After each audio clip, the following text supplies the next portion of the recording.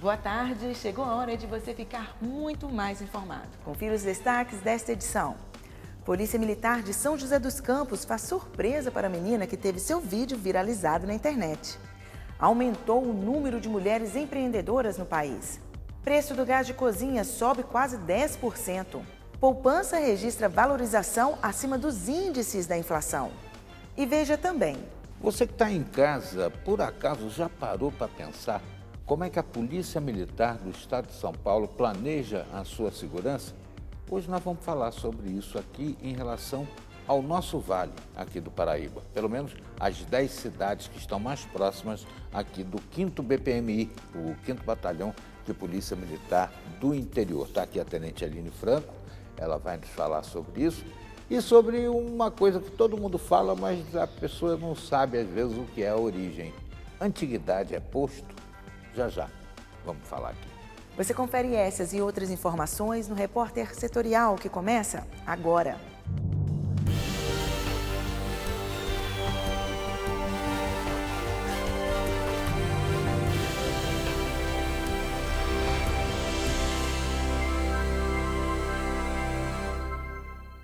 Seja bem-vindo, este é o seu Repórter Setorial na TV e na web. A expectativa na mudança de regras para a aposentadoria está gerando receio entre os brasileiros. O assunto preocupa a população e essa inquietação da parte dos contribuintes tem movimentado as agências da Previdência Social. Eu me preocupo. Nem sei se um dia eu vou me aposentar, mas eu me preocupo, sim. De aposentadoria está todo mundo incerto também. Quer dizer, geral de tudo, está todo mundo incerto, a gente não sabe o que vai fazer. Como que fica? Como que vai ficar? Quanto tempo você tem que trabalhar para você ter um recurso? A proposta da reforma da Previdência prevê que para receber 100% do valor da aposentadoria, a contribuição deve ser de 49 anos. Segundo o Ministério do Trabalho, o brasileiro inicia em média sua cooperação aos 23. E para ter o direito à aposentadoria integral, o cidadão teria que trabalhar até os seus 72 anos. Frente a essa possibilidade, a previdência privada tem se tornado uma alternativa. Segundo o gestor financeiro Flávio de Paula, alguns pontos são fundamentais na hora de escolher um plano de previdência. Primeiro, a instituição tem que ser uma instituição que garanta que no futuro ela estará sólida para pagar a previdência. Então, muitas vezes é importante você olhar a instituição, saber o que lhe proporciona, a taxa e aquele valor te satisfaz no futuro. Então, isso é muito importante na hora de você escolher um plano de previdência. Segundo o gestor financeiro Flávio de Paula, a população tem mostrado um comportamento de preocupação com a renda na terceira idade. Essa insegurança das mudanças da Previdência gera essa incerteza e, consequentemente, a pessoa que, principalmente a partir dos 30 anos, começa a pensar nesse tipo de renda e começa a pensar uma forma de se manter dali para frente. Então, isso tem sido uma procura muito grande, esse aumento significativo tem acontecido, então as pessoas estão pensando mais desta forma. Que é justamente o perfil do educador físico Júlio Liberato. Até mesmo em virtude desse medo, né, da gente não sabe se eu vou conseguir me aposentar, com quantos anos eu vou me aposentar, eu optei por estar fazendo uma previdência privada por uma segurança. Segundo Silvio Bianchi, educador financeiro, planejar e poupar são atitudes fundamentais para chegar à aposentadoria com estabilidade. Quem vai se aposentar tem que pensar que na hora de parar de trabalhar, o salário do INSS vai ser muito inferior.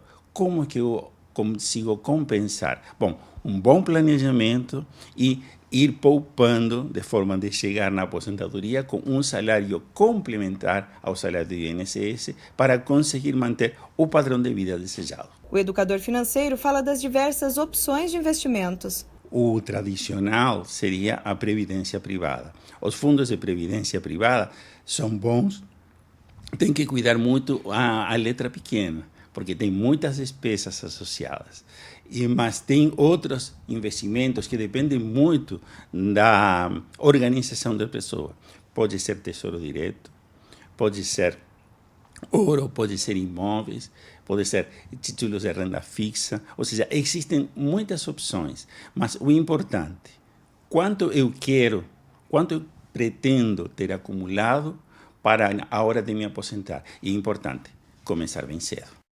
A Operação Carne Fraca da Polícia Federal investiga 21 frigoríficos que distribuíam as carnes vencidas, podres e embutidos misturados com papelão.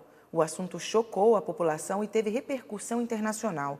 Diante da gravidade dos fatos, o presidente Michel Temer anunciou que vai reforçar a fiscalização. O assunto exigiu ação emergencial por parte do governo. No domingo foram 3 reuniões que duraram quase 4 horas. Na última, com a presença de mais de 30 embaixadores de países importadores de carne, o presidente Michel Temer anunciou as medidas para tranquilizar a população brasileira e o mercado externo que consome carne produzida no país. A primeira foi colocar os frigoríficos suspeitos em regime especial de fiscalização por uma força-tarefa do Ministério da Agricultura, Pecuária e Abastecimento. 3 desses frigoríficos foram interditados pelo Ministério. Outra foi a suspensão de fiscais que estão sendo investigados.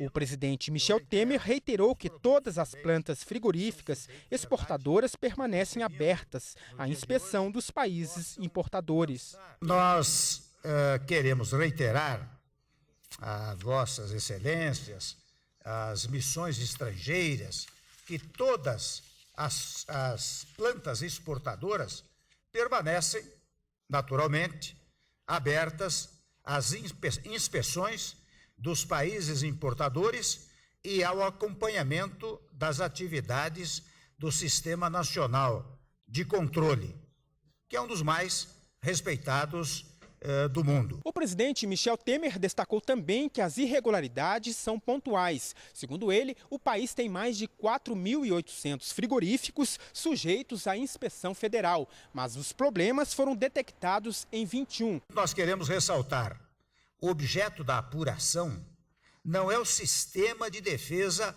agropecuária brasileira, cujo rigor é reconhecido, mas alguns poucos desvios de conduta de alguns poucos funcionários em algumas pouquíssimas empresas. Segundo o ministro Blairo Maggi, nenhum país suspendeu a importação da carne brasileira devido às denúncias, mas a União Europeia e China pediram esclarecimentos. O ministro ressaltou as medidas adotadas nos frigoríficos suspeitos.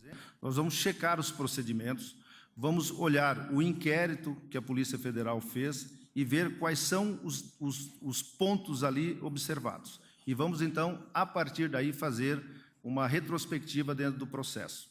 O outro é saber se os produtos que estão lá, nesse momento, sendo produzidos, em toda a sua cadeia dentro dessa planta frigorífica, se ela está efetivamente recebendo as fiscalizações necessárias. Os representantes do agronegócio que participaram da reunião, especialmente da produção de proteína animal, defenderam rigor na punição dos envolvidos nas irregularidades e tranquilizaram a população brasileira e os importadores sobre o consumo dos produtos. A proteína animal do Brasil é consumida nos países todos, fiscalizada, investigada, analisada, cumprindo todas as regras da segurança alimentar. A taxa de empreendedorismo no Brasil já passa os 39% e o destaque nesse setor vai para as mulheres. Dados divulgados no último IBGE mostram que elas já estão ultrapassando os homens quando o assunto é abrir o próprio negócio. Entre 2010 e 2014, elas dominaram o mercado empreendedor. 34% das mulheres decidiram tocar o próprio negócio, o que representa 18% a mais do que os homens. O público feminino domina também quando o assunto é empreender dentro de casa. 35% das mulheres fazem do lar o próprio escritório. Já entre os homens, apenas 7% administram negócios em casa. Os dados são da Pesquisa Nacional por Amostra de Domicílios, feita pelo IBGE. O caminho do empreendedorismo é a alternativa delas para aumentar a fonte de renda. Até 2014, o Brasil já tinha quase 8 milhões de empresárias. E além da autonomia financeira, a renda obtida por essas mulheres tem contribuído cada vez mais para o orçamento familiar.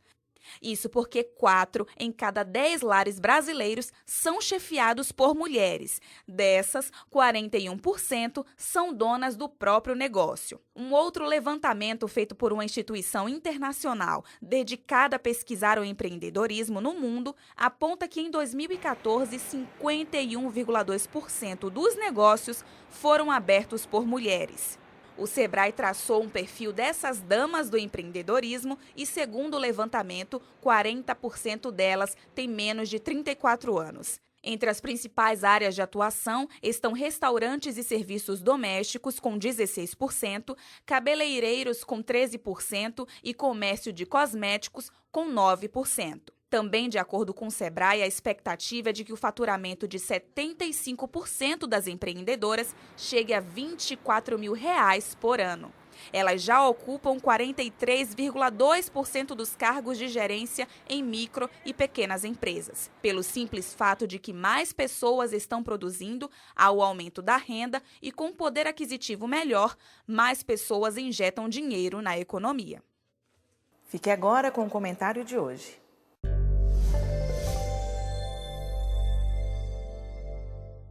Amigos, a carne é fraca e a política é podre. Nós estamos numa situação complicada em matéria de moral, de dignidade nesse país. As pessoas perderam o senso de respeito ao ser humano. Está uma coisa terrível realmente, porque, inclusive, nessa história da carne, tem evidências de que partidos políticos, parlamentares, foram beneficiados com a verba da corrupção. E, por outro lado, os congressistas estão pretendendo fazer com que a gente não vote mais diretamente no candidato, vote numa lista que o partido depois vai indicar quem vai tomar assento nas duas casas do Congresso. Certamente porque estão percebendo que a opinião pública não vai aceitar determinados candidatos que estão aí denunciados na Lava Jato e em outras situações. Pois bem, diante dessa situação, a cidadania tem que se levantar, porque a coisa da carne já estão embrulhando aí, fazendo disfarces, O presidente da República pagou aí um restaurante lá em Brasília, R$ 119 por cabeça de 80 embaixadores que receberam aí a notícia e estão sendo trazidos aí a contornar esse problema que foi denunciado pela Polícia Federal. Agora, uma coisa curiosa, esse restaurante, essa churrascaria lá de Brasília, tem por anúncio que só serve carne importada. Será que foi servida carne importada para dizer que era brasileira? É mais uma mentirinha nossa?